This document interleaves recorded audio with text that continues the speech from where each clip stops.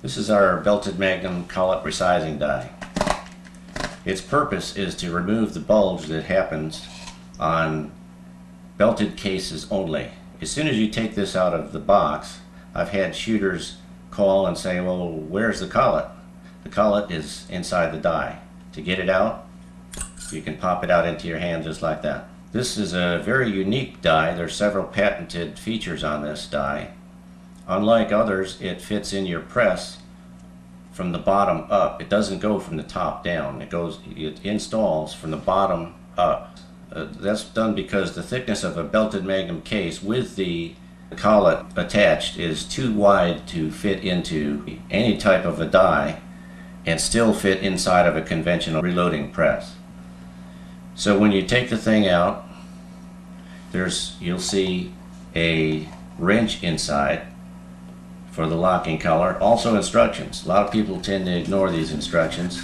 I'm guilty as much as anybody about not reading instructions sometimes, but I made them short so that you can see meaningful information without reading a whole lot of stuff. To use this die,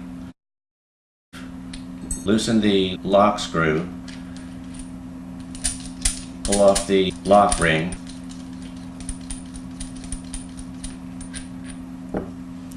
install from the bottom up.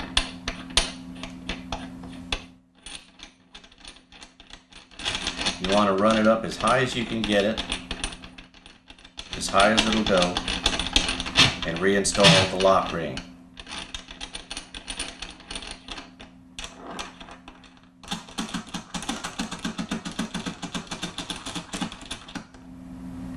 Okay, after you get it positioned, you want to lock the locking screw.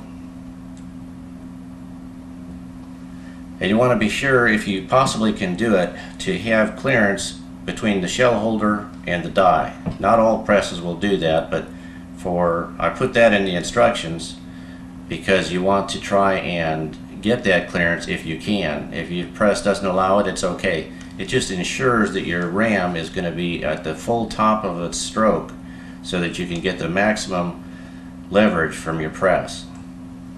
Now, the top of the die is another patented feature of this die, is that you can drop your cases in the top.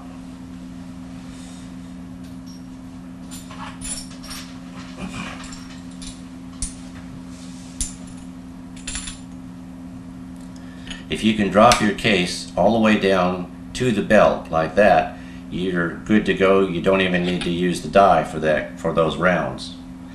And you wind up using this, doing this step right after using your full-length resizing die. That will set up the neck and bump the shoulder back. Remember, bumping the shoulder back very slightly.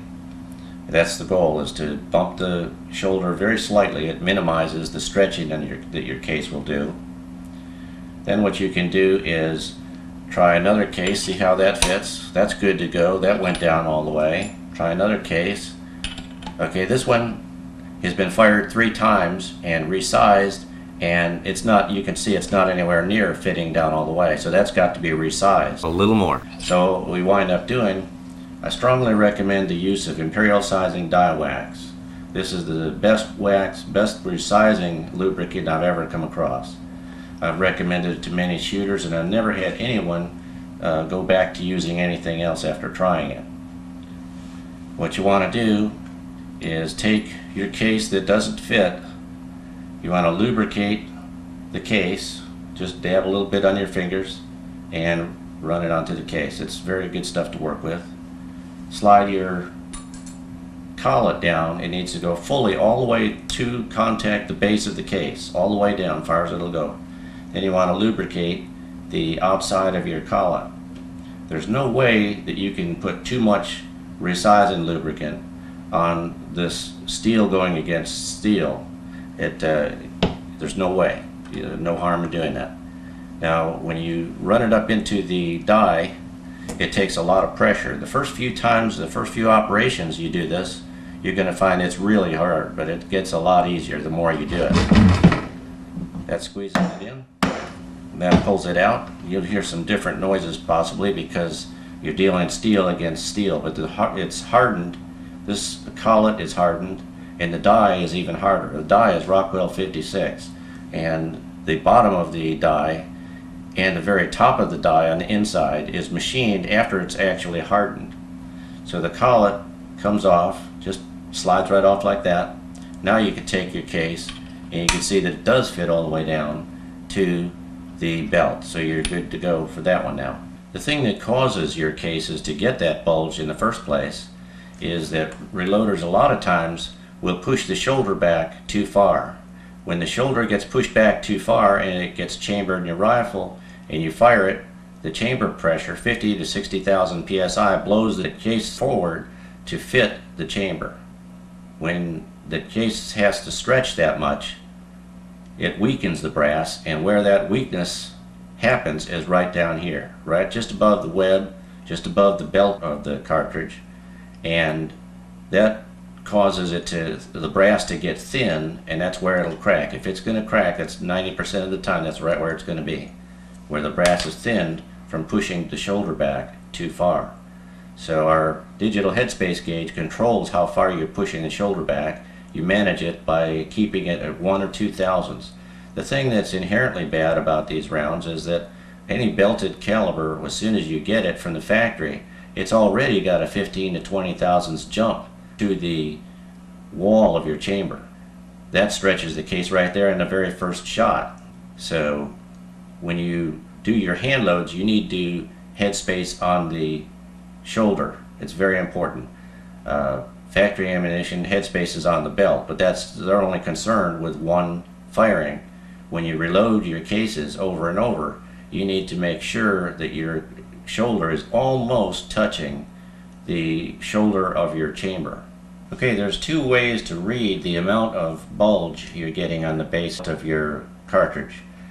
You could use your calipers to very easily get a reading, and it'll show you how much bulge you've got on the case, or you can use the knife edge on the tip of your calipers, and you can get right up tight, real close to the belt, and you'll wind up getting two different readings, because at this point right up tight to your belt, that's over the web of your case, the solid portion of your case. There's a transition right about this far, maybe about 60 thousandths of an inch, and the case needs to be 0.511 or smaller to be reusable. However, if you use the wide part of your calipers, you're reading up as much as 100 thousandths above the belt, and at that point you'll be able to see how much true bulge your case has got in the area of your case that is capable of being resized. Our belted Magnum collet resizing die will resize the area above the web of the case. There's no die made that will resize the solid part of your case right tight up against the belt. Another thing is, if you're using too tight of a resizing die, what happens is as the case goes into the die is pushing the brass inward, it's also pushing it rearward, and you can wind up wedging it down, and it'll build up just above the belt of your case. If you eyeball it very, very closely, you can see that bulge right up above the belt. If there's any bulge over 0.511 in this area tight up against the belt, that case you can just pitch it, because it's not going to be able to be resized any more than that. But this area right here, about 100 thousandths above the belt, that's the area where you need to control the bulge. If you're having problems with your cases chambering tight or not chambering at all, that's where the problem is going to be. Okay.